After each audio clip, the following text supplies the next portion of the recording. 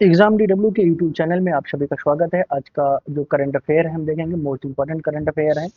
प्रश्न है, केंद्रीय मंत्रिमंडल ने हाल ही में किस कार्यक्रम के दूसरे संस्करण को 1,27,500 करोड़ के कुल परिव्यय के साथ मंजूरी दी है? यह समीकरण 2.0 है। ऑप्शन बी सही है। नेक्स्ट प्रश्न है, भारत का वह पहला राज्य कौन सा बना है जिसने महिला किसान अधिकार सशक्तिकरण अधिनियम 2026 लागू करके महिला किसानों को बिना भूमि स्वामित्व के कानूनी मान्यता दी है? महाराष्ट्र है। ऑप्शन सी सही है।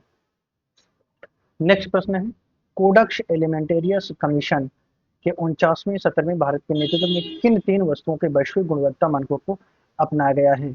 यह बड़ी इलायची, धनिया और वेनिला है। ऑप्शन बी सही है। नेक्स्ट प्रश्न है, घरेलू स्तर पर स्मार्टफोन के मूल्य संवर्धन को बढ़ावा देने के लिए सरकार ने कितनी राशि के बजट के साथ मोबाइल फोन मैन्युफैक्चरिंग की स्कीम की शुरू की है? यानी कि स्कीम क्या है? एमपीपीएस। ऑप्शन सी सही है, 62,500 करोड़। नेक्स्ट क्वेश्चन है,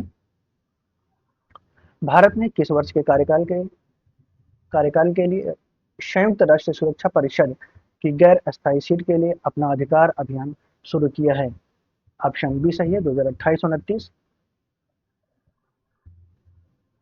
नेक्स्ट प्रश्न है, भारत सरकार ने देश की संपूर्ण आपराधिक न्याय प्रणाली को पूरी तरह से डिजिटल रूप से जोड़ने का लक्ष्य किस तिथि तक रखा गया है?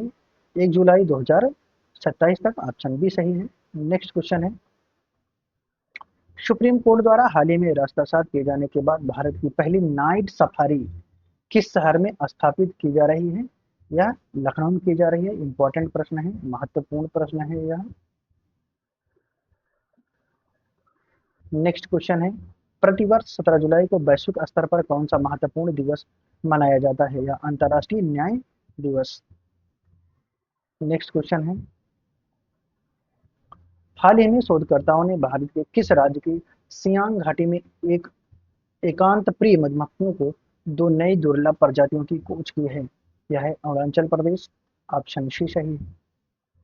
नेक्स्ट प्रश्न है, सुरक्षा और आतंकवाद से निपटने के लिए नई दिल्ली में आयोजित 5वीं राष्ट्रीय सुरक्षा सलाहकार बैठक किस क्षेत्रीय समूह से संबंधित है? या बिम्स्टेक से संबंधित है? ऑप्शन बी सही है।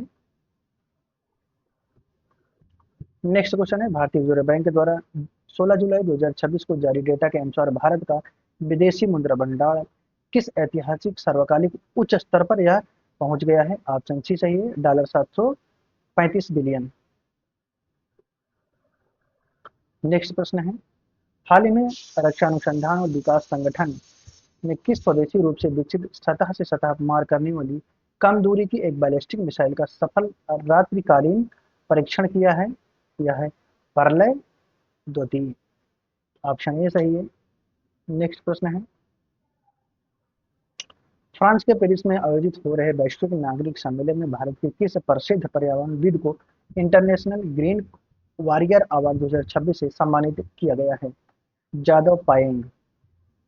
इसी तरह महत्वपूर्ण प्रश्न होते हैं, ये महत्वपूर्ण प्रश्न है।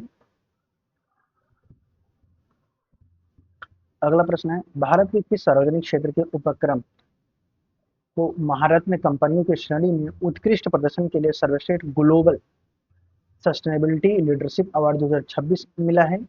ऑप्शन बी है, एनटीपीसी लिमिटेड। अगला प्रश्न है, 16 जुलाई 2026 को भारतीय कृषि अनुसंधान परिषद ने अपना कौन सा स्थापना दिवस मनाया जिसके तहत नई जलवायु अनुकूल फसल प्रजातियों को लॉन्च किया गया है? ऑप्शन बी सही है, 98 नेक्स्ट क्वेश्चन है, नीति आयोग द्वारा जुलाई 2026 में जारी सतत विकास लक्ष्य भारत सूचकांक 2025-26 में किस राज्य ने शीर्ष स्थान पर बरकरार रखा है? तो केरल है। ऑप्शन सी सही है।